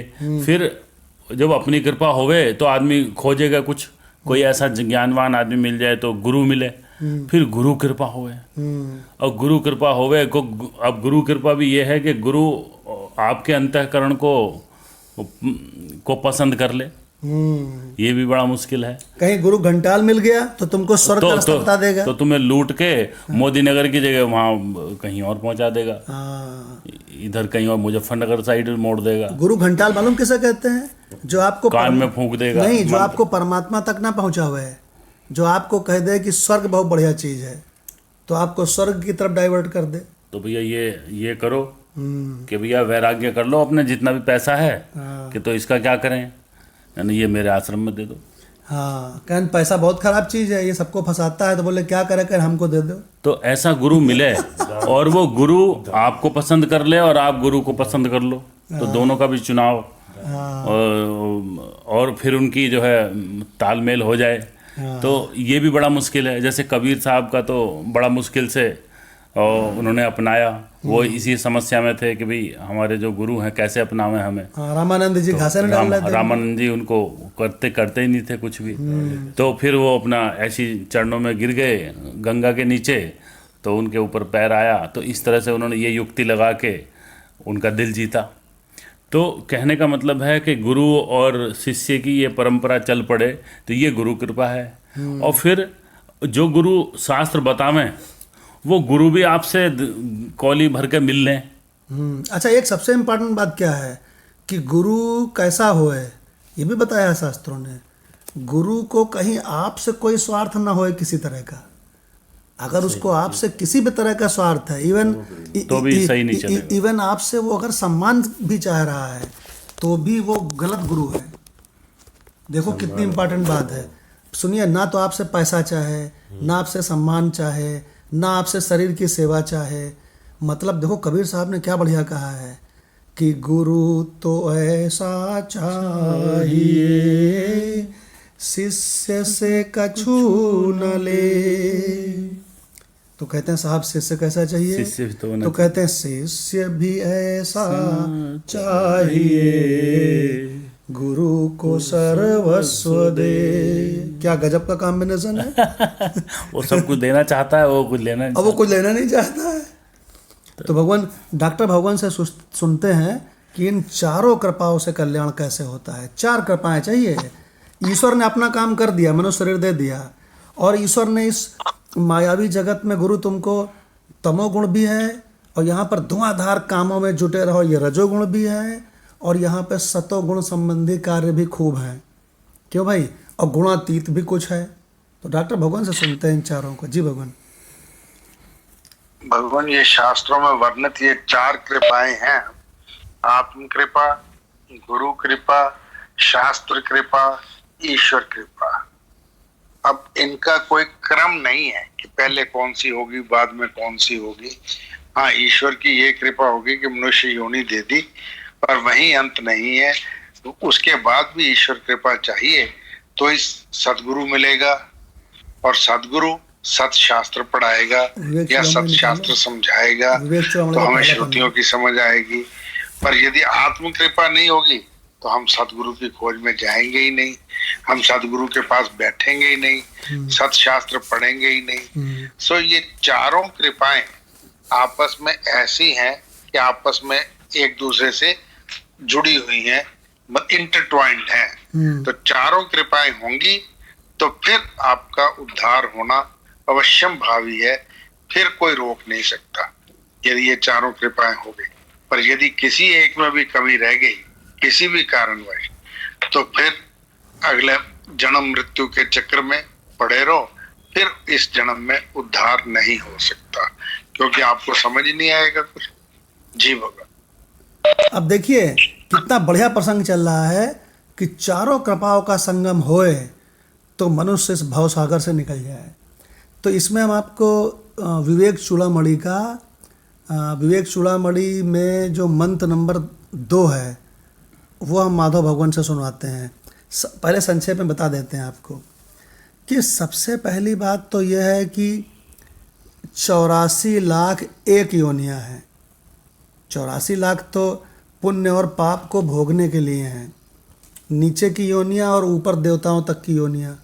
ये तो पाप पुण्य को केवल भोगने के लिए, केवल खर्चा करने के लिए है, बस यहाँ कमाई कुछ नहीं हो सकती। लेकिन 84 लाख योनि से अलग एक सेपरेट एक योनि है जिसको भगवान कृपा करके मुस्कुरा के देखता है तो उसको मनुष्य योनि मिलती है। इस मनुष्य योनि में कमाई होती है, इस मनुष्य योनि में कमाई होती है। लेकिन कमाई गुरु, तुम अगर तमोगुणी हो तो तुम्हारी तमोगुण की कमाई होगी, अगर तुम रजोगुणी हो, माँ तुम संसार में हर समय लगे रहते हो तो तुम्हारी रजोगुण की कमाई होगी, और अगर तुम सतोगुणी हो तो तुम्हारी सतोगुण की कमाई होगी, और अगर तुम चतुर हुए तो तुम गुणातीत की कमाई कर डालोगे। गुणातीत का मतलब निकल जाओगे तीनों गुणों से। बहुत ध्यान से समझना। अब कि हम लोग ऋषिकेश गए थे, 4 लोग, सतीश जी थे, काली जी थे, माधव जी थे, हम थे। तो स्वामी असंगानंद जी के चरणों में बैठे थे ऋषिकेश में। बगल में गंगा जी बह रही थी, नीचे आरती हो रही थी भीड़ में, और हम लोग उनके कमरे में बैठ के आत्मचर्चा कर रहे थे। और क्या बढ़िया दृश्य था। ना उन्होंने एक बार गंगा आरती की तरफ मुड़ के देखा, ना हम चारों ने देखा। वो भी समझ गए बड़े जोरदार बंदे हैं भाई ये गाजियाबाद के। बाहर से बंदा जाए और गंगा आरती चल रही चरम सीमा पे, गंगा आरती की तरफ एक निगाह उठा के नहीं देखा। उन्होंने कहा गजब के जिज्ञासु हैं भाई। तो भगवान इस मंत्र में बहुत ध्यान से देखना। विवेक चूड़ामणि का दूसरा मंत्र है जंतु नाम नर जन्म दुर्लभम। सबसे पहले तो 84 लाख योनि में ही सब पड़े हैं, तो उसको नर जन्म ईश्वर दे दे। सबसे पहली तो दुर्लभता ये है, जंतु नाम नर जन्म दुर्लभम। जीवों को प्रथम तो नर जन्म ही दुर्लभ है। हाँ, फिर कहते हैं पुंस्तम, फिर उसमें भी नर जन्म तो दे दिया, लेकिन तुमको बना दिया क्या बोलते हैं, स्त्री। अब बना दिया स्त्री तो तुमने बच्चा पैदा किया, और बच्चे में लिपटाए लिपटाए बच्चा बच्चा बच्चा करके मर गए। बहुत खुल के बताया, इतना खुल के बताया कि कोई बता नहीं सकता है। पुंस्तम ततो पुंस्तम, इसका मतलब उसमें भी पुरुषत्व मिल पुरुष का जन्म मिल जाए। अरे बाप रे। फिर आगे क्या कहते हैं, ततो विप्रता, उसमें भी ब्राह्मणत्व का मिल जाना कठिन है। उसमें भी तुमको ऐसा मिल जाए कि तुमको विप्रता, मतलब तुमको वेदों की पोर वेदों के संपूर्ण रहस्य तुम्हारे हाथ में आ जाए। हाँ, ब्रह्म का ज्ञान मिल जाए। फिर कहते हैं तस्माद वैदिक धर्मम मार्ग परता। अब बताओ, आगे पढ़ो। ब्राह्मण होने से भी वैदिक धर्म का अनुगामी होना। ठीक है, ब्राह्मण तो है पर नहीं, अनुगामी नहीं तो ब्राह्मण बन गए, उसके बाद तुम दारू मुर्गा की पार्टी में फंस गए, हाँ, और उसके बाद तुम ब्राह्मण बन के तुम रात दिन पैसा कमाने लगे। अब अगर तुम ये हो गए तो तुम यहाँ से जो है डाइवर्ट हो गए। तो कहते हैं उसमें भी वैदिक ब्राह्मण, पहली बात तो ब्राह्मण, उसमें वैदिक धर्म के अनुगामी, और फिर क्या कहते हैं उससे भी तुमको लाख कोई बतावे ब्रह्म विद्या संसार से निकलना, लेकिन उससे भी विद्वता का मिलना कठिन है। देखो समझ ही नहीं आ रही बात। विद्वत त्वम मास्त परम, और उसके बाद तुमको उतनी समझ, हाँ, उससे भी विद्वता का होना कठिन है। अच्छा, कि ये गुड़ बात समझ में आने लगे। हाँ, ये गुड़ बात तुम्हारे समझ में आवे नहीं, तुम्हारे समझ में ये आता है कि हम खूब सारे मकान बना लें। अरे अभी तुम थोड़े दिन में तुम्हारा शरीर मर जाएगा, जला दिया जाएगा, और तुमको ये समझ में आवे कि हम खूब वाहवाही कर ले, पूरे संसार में मेरी वाहवाही होए, ये समझ में तुमको आ जाएगा। वाहवाही भी खत्म हो जाती है भगवान। तुमको ये समझ में आ जाएगा कि मेरे ढेर सारे बच्चे हैं, सब मेरा बड़ा सम्मान करते हैं, और हमको बहुत बढ़िया स्वादिष्ट खाना मिलता है। कहीं तुम मेरी माया से मोहित होकर बेटा ये मौका खो गए। आगे क्या कहते हैं, शंकर भगवान ने लिखा है, शंकराचार्य मतलब शंकर भगवान, शंकर भगवान ही तो शंकराचार्य के रूप में अवतरित हुए थे। आगे क्या कहते हैं कि उसमें भी आगे चलो, आत्मा अनात्मा विवेचनम। अब आत्मा और अनात्मा का विवेक हो जाए। एक मिनट, विद्वता तो है पर विवेक नहीं हो पाया। एक मिनट, इस संसार में आत्मा जबरदस्त तरीके से भरी हुई है, और यहीं पर अनात्मा भी गड्ढमड इसी में भरी हुई है। तो इन दोनों को तुम अलग अलग कर सको, तो भगवान शंकर कहते हैं आत्मा अनात्मा विवेचनम। फिर बाद में क्या कहते हैं, स्व अनुभवो। वाह, सम्यक सम्यक अनुभव हो जाए। ये खाली बातों में ना रह जाए, ये खाली बातों में ना रह जाए, तुमको अनुभव हो जाए उसका, तुमको आत्मा का अनुभव हो जाए। फिर आगे क्या कहते हैं, ब्रह्मात्मना संस्थिति। हाँ, सम्यक अनुभव हो जाए। हाँ, और फिर ब्रह्म आत्म भाव से स्थिति हो जाए, स्थिति हो जाए, स्थित नहीं स्थिति, स्थिति हो जाए। तुम्हारी ब्रह्म आत्म भाव से स्थिति हो जाए। क्या कि मैं वही पर ब्रह्म हूँ गुरु, मैं वही पर ब्रह्म हूँ गुरु, ये स्थिति हो जाए। और उसके बाद फिर आगे क्या कहते हैं, मुक्ति नो सतकोटि भी जन्मसु कृतैः पुण्यैर्बिना लभ्यते। हाँ, उसके बाद भी स्थिति और मुक्ति, हाँ, ये तो करोड़ों जन्मों में किए हुए शुभ कर्मों के परिपाक के बिना प्राप्त हो ही नहीं सकते। अरे बाप रे बाप, विवेक चूड़ामणि का दूसरा मंत्र देखो क्यों भाई। तो इस तरह से स्टेप बाय स्टेप तुम ऐसे ढंग से चलो कि तुम इस भवसागर से तीर की तरह निकल जाओ। और आपको एक बात बताएं बढ़िया सी, वेदांती गुरु क्या कहता है, हैं जी, मल्लाह, गुरु रूपी मल्लाह है, वो भवसागर से निकाल के ले जाना चाहता है अपने नौका में बैठाल के। मल्लाह कहता टेर कर, मल्लाह कहता टेर कर कि नैया खड़ी तैयार है, जो चढ़ गया सो चढ़, जो रह गया सो रह गया, और जो चढ़ गया सो पार है। देखिए भगवान, ये हमने आपको विवेक चूड़ामणि का थोड़ा सा एक नमूना सुनाया है।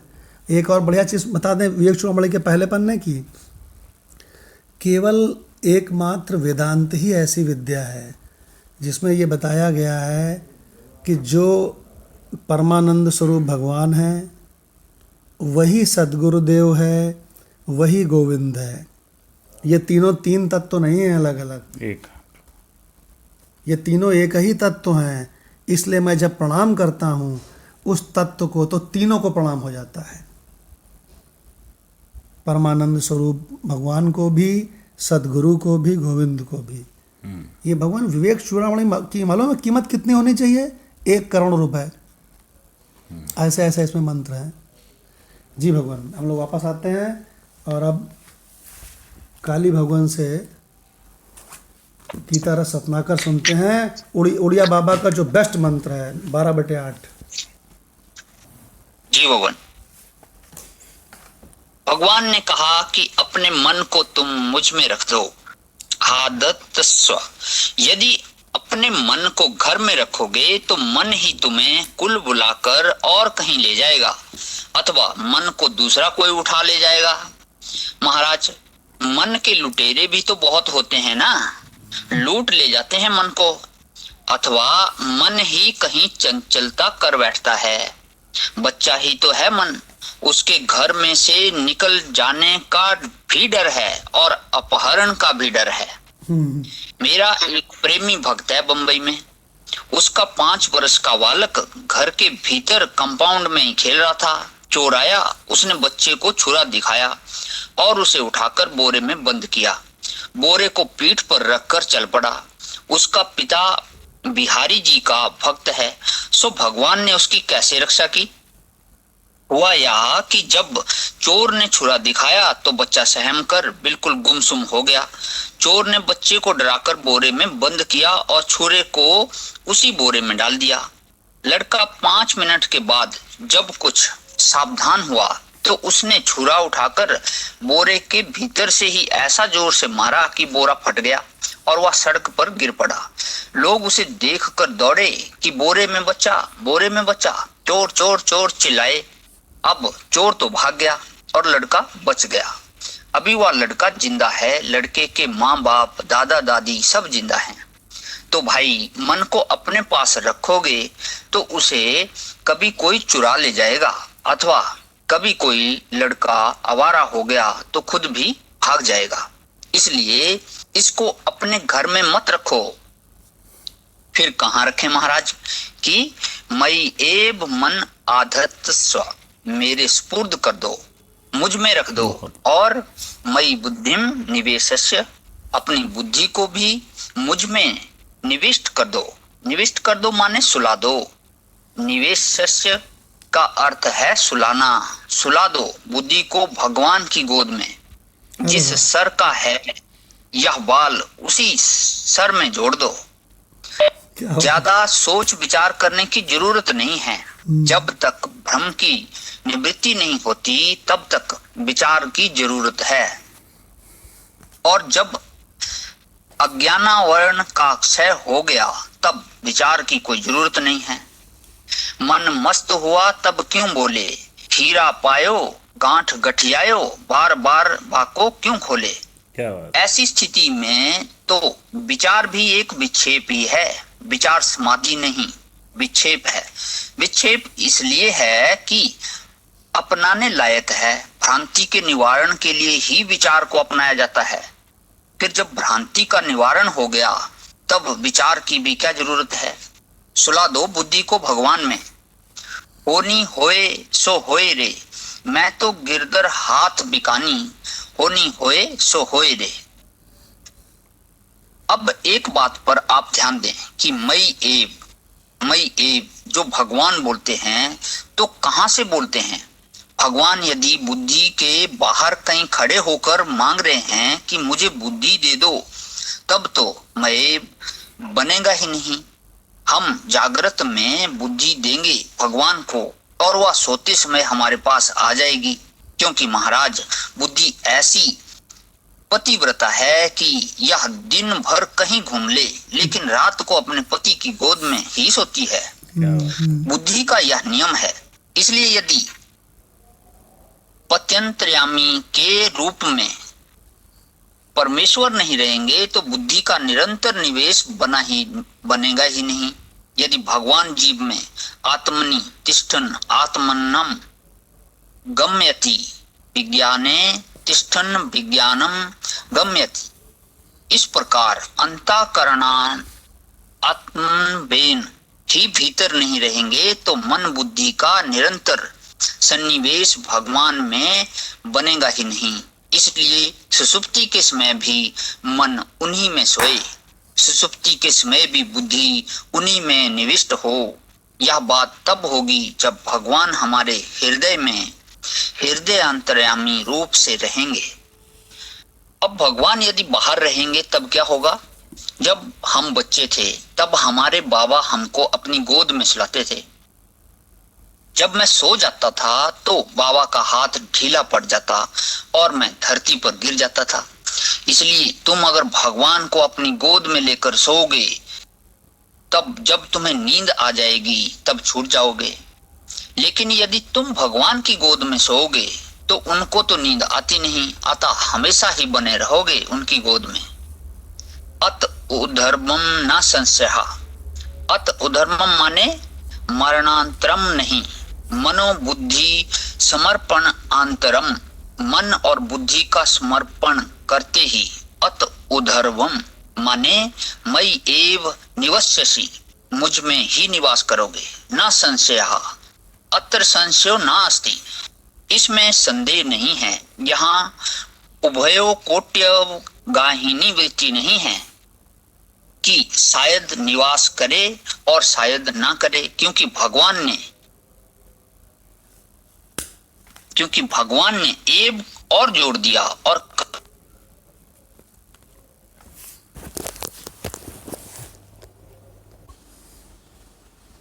जी, क्योंकि भगवान ने एव और जोड़ दिया और कहा कि निवस्यसि मय एव। अब मानो अर्जुन ने कहा कि महाराज, आप मन बुद्धि मांगते हो, ये कैसे दिए जा सकते हैं? विश्वामित्र ने दशरथ जी से कहा कि हमें राम लक्ष्मण दे दो। तो बेचारे दशरथ जी बड़े घबराए, बोले कि राम देत नहीं बनई गोसाई, इनको देते तो नहीं बनता है। इसी तरह हम भी मन बुद्धि आपको कैसे दे दें? यह क्या हमारे काबू में है? जिस जमीन पर हमारा कब्जा हो या हमारे हाथ में रुपए हों तो हम आपको दे सकते हैं, पर मन बुद्धि तो ऐसी चीजें हैं जिन पर हमारा कब्जा ही नहीं है, वह हम आपको कैसे दें? जी भगवान। कितना दिव्य निरूपण आया कि अगर तुम भगवान को पकड़ करके सोओगे तो जब तुमको नींद आएगी तो तुम्हारा हाथ ढीला पड़ जाएगा और भगवान छूट जाएंगे। लेकिन अगर तुम भगवान ही की गोद में सो जाओ तो कभी नहीं छूटोगे भगवान से, क्योंकि भगवान को नींद तो कभी आती ही नहीं। क्या आपको मालूम है, जागृत स्वप्न सुसुप्ति ये सब परमात्मा में नहीं है, आत्मा में नहीं है? क्यों माधव भगवान? बिल्कुल मालूम है भगवान। जागृत स्वप्न सुसुप्ति कहाँ है? सत में कि असत में? असत में है भगवान। ये तो असत में है। और इनका सबका मुजरा देख रहे हैं, वो तो जाग के बैठ के पीछे, हाँ, बल्कि उन्हीं की सत्ता से वो मुजरा दिखा भी पा रहे हैं। हाँ, तो भगवान कितनी बढ़िया बात है कि दुनिया में जो होए होने दीजिए, चाहे यहाँ पर जो आए उसको आने दीजिए, लेकिन एक बात ध्यान रखना, जो जाए सो जाने भी दीजिए। और भगवान आप अपने आत्म स्वरूप में रहिए, बस आत्म स्वरूप में रहिए को यहाँ दूसरी ढंग से कह दिया गया है कि मन को मुझ में ही लगा दो, बुद्धि को मुझ में ही लगा दो। अगर तुमने, देखो, तुम घी का दीपक मेरे लिए जलाओ चाहे ना जलाओ चलेगा, क्यों भाई? तुम मेरे लिए लड्डू चढ़ाओ चाहे ना चढ़ाओ चलेगा। भगवत गीता क्या कह रही है? जो जो जो संसारी कर रहे हैं उसके लिए तो बोला ही नहीं कहीं भी। हाँ, है, ये बोला है कि मन लगा मुझ में, हाँ, बुद्धि लगा मुझ में। तो तुम नहा के साफ कपड़ा पहन के मंदिर जाओ चाहे ना जाओ सब चलेगा। तुम 56 भोग बना के हमको भोग लगाओ चाहे ना लगाओ चलेगा। लेकिन भाई एको पैसे का खर्चा नहीं है, और बिल्कुल क्या बोलते हैं, खरा सौदा है कि अगर तुमने मन और बुद्धि इन दोनों को मुझ में लगा दिया तो भगवान खुद वादा कर रहे हैं इसी मंत्र में, निवस्यसि मयि एव, तुम्हारा मुझी में निवास होगा। और इसके बाद और भी कह रहे हैं, इसमें कोई संशय का स्थान नहीं है। अतः ऊर्ध्वं न संशयः। एक शब्द के बारे में बताते हैं कि जो ऊपर जब कोई भी चीज़ लिखते हो ना तो उसके ऊपर रा लगता है, तो जिसके ऊपर रा लगता है उसके पहले उसको पढ़ा जाता है। कैसे पढ़ेंगे? ऊर्ध्वम। ऊर्ध्वम। अरे भाई वा के साथ में धा लग गया तो क्या हो गया? ध्वा हो गया कि नहीं? तो वा और धा ये तो एक ही शब्द बन गए। लेकिन इसके ऊपर रा लग गया, तो अगर इसके ऊपर रा लगा है तो पहले रा पढ़ोगे। क्या पढ़ोगे? ऊर्ध्वम। तो इसका उच्चारण आपका कभी गलत नहीं होगा। अत ऊर्ध्वम न संशयः। तो भगवान क्या गजब का मंत्र है। उड़िया बाबा कहते हैं पूरी भगवत गीता में ऐसा जबरदस्त कोई मंत्र नहीं है कि भगवान कहते हैं तेरा निवास मुझी में रह सकता है हर समय। बस केवल 2 बातें बताई हैं, मन को मुझ में लगाए रखो और बुद्धि को मुझ में लगाए रखो। बस। ना चाहिए हमें तुम्हारा फूल, ना चाहिए हमें तुम्हारी घी की बाती, ना चाहिए हमें तुम्हारा 56 भोग, ना चाहिए हमारा तुम्हारे मंदिर का आना। कि भाई तो ऐसा लग रहा है जैसे भगवान कह रहे हो माधव, अपना जो मन है और बुद्धि है ऐसा लगाइयो मुझ में, ऐसा लगाइयो कि मन और बुद्धि तेरी बचे ही ना। वो उसी में डिजॉल्व हो जाए। यही तो कह रहे हैं वो। नहीं तो अगर तुमने ऐसा नहीं किया, मन और बुद्धि दोनों को परमात्मा में नहीं लगाया, तो तुम्हारे साथ दुर्घटना घटेगी। वो क्या? एक परदेसी मेरा दिल ले गया दिल कहीं गया। जयप्रकाश से पूछते हैं, जयप्रकाश ये मन और बुद्धि अपने काबू में रहता है किसी के? हैं? कदापि नहीं प्रभु। अच्छा, तुम लाख कोशिश करते हो कि लाभ 1 मिनट के लिए अपने स्वरूप में बैठे हैं, तो ये स्वरूप में बैठता है कि संसार में चक्कर लगा के आ जाता है? सर तुरंत ही चला जाता है और कब गया था पता नहीं चलता है। और पता तब चलता है जब कोई ना कोई कांड हो जाता है। और आपको एक बढ़िया बात बताऊं मैं कि ये जो बुद्धि है ना, ये बहुत ही चरित्रहीन है। अभी आया है इसमें। याद रखना, आपकी बुद्धि, सभी की बुद्धि बड़ी चरित्रहीन है। कैसे चरित्रहीन है? ये बुद्धि चाहे जहाँ लगे, चाहे जहाँ मुंह मारती फिरे, जिस घर में जिसके पास, लेकिन रात में ये सोती कहाँ है मालूम है? अपनी मन रूपी पत्नी के पास आके सो जाती है और सवेरे फिर ये भाग जाती है। बहुत ध्यान से समझना। तो भगवान कितना सुंदर मंत्र हम लोगों को आज मिला कि हमें कोई सामग्री नहीं चाहिए परमात्मा को पाने के लिए, केवल हमारा मन और बुद्धि परमात्मा में लगा रहे। और इसका तरीका क्या है? अरे इसका तरीका भगवान बताए हैं गीता में। क्या तरीका मालूम है? मेरी ही चर्चा करो, मुझे ही कहो, मुझे ही सुनो। याद है मंत्र? राणा भगवान, कथयन्तश्च मां नित्यं तुष्यन्ति च रमन्ति च।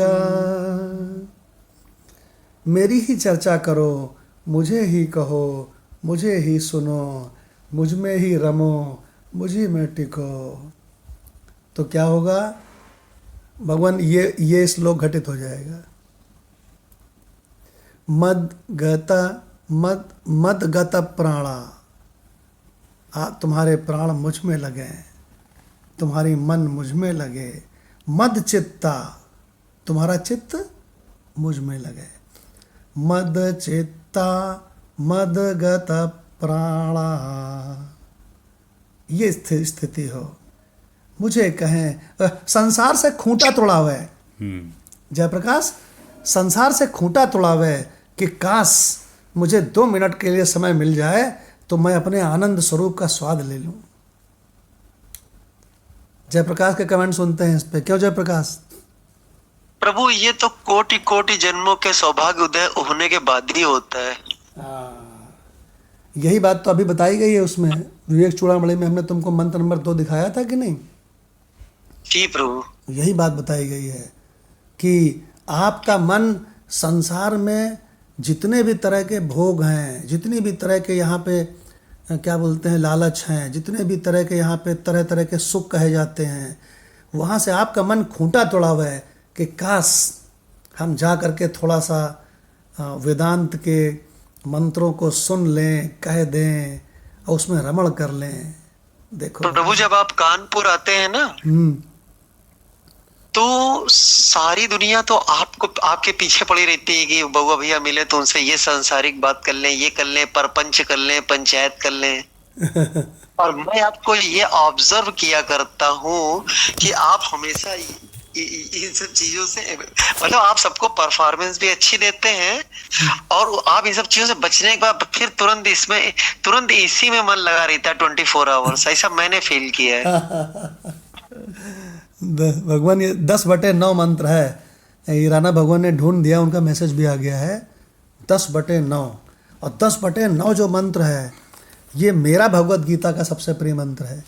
उड़िया बाबा का तो सुन लिया, अब जरा सबसे प्रिय मंत्र सुनो कि भगवान कहते हैं तुम्हारा मन मुझ में लगा रहे, तुम्हारा चित्त मुझ में लगा रहे, तुम मुझी को कहो, मुझी को सुनो, मत चित्ता मदगत प्राण। हाँ, माधव भगवान से सुनते हैं। माधव भगवान के साथ पहले चैंटिंग करते हैं जी। आज संडे है। मत चित्ता मदगता प्राणा, मद चित्ता मदगत प्राणः बोधयन्तः परस्परम्, बोधयन्तः परस्परम् कथयन्तश्च मां नित्यम्, कथयन्तश्च मां नित्यम् तुष्यन्ति च रमन्ति च। तुष्यन्ति च रमन्ति च। आपको एक बढ़िया बात बताएं, लोगों को नींद क्यों अच्छी लगती है पता है? इसलिए अच्छी लगती है कि आप खाते खाते, देखते देखते, बात करते करते, चलते चलते थक जाते हो, तो आप सोचते हो हमको आराम मिल जाए प्रकृति की गोद में। कैसे थक जाते हो? जो चीज़ें आपको पसंद हैं, आप खाते खाते थक जाते हो, बोलते बोलते थक जाते हो, बात करते करते थक जाते हो, चलते चलते थक जाते हो, परपंच करते करते थक जाते हो, तो आप सोचते हो मुझको आराम मिले। लेकिन वो जो नींद में मिला हुआ आराम है वो अज्ञान वाला आराम है। क्यों राणा भगवान, क्या कमी है उसमें?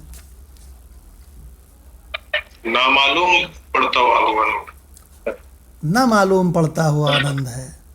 अगर आप 6 घंटे सोए तो 6 घंटे में हर मिनट, हर सेकंड, हर पल आपको 6 घंटे तक ये अनुभव नहीं होगा कि मैं बड़े आनंद में हूँ, अरे वाह मैं आनंद में हूँ, अरे वाह कितने आनंद में मैं हूँ, अरे वाह इस समय मैं कितने आनंद में हूँ, ये तुमको पता नहीं चलेगा।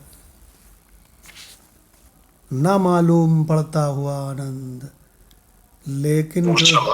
लेकिन जो स्वरूप का आनंद है वह आप 5 मिनट के लिए अपने स्वरूप में बैठो तो माधव भगवान हर पल मालूम पड़ता हुआ आनंद है कि नहीं? बिल्कुल भगवान। तो भगवान 10/9 का अर्थ माधव भगवान से सुनते हैं, फिर 2 मिनट के लिए ध्यान करेंगे, फिर सत्संग समाप्त होगा। जी भगवान।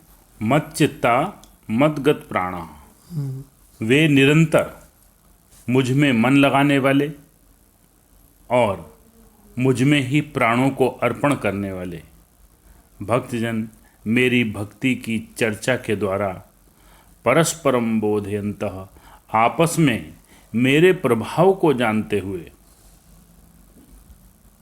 च कथयन्तश्च नित्यम, मेरे प्रभाव को जनाते हुए, हाँ जानते हुए नहीं, जनाते हुए कि अगर तू कम जानता है तो मैं तुझको बताऊं, परमात्मा के सिवा कुछ है ही नहीं, है ना?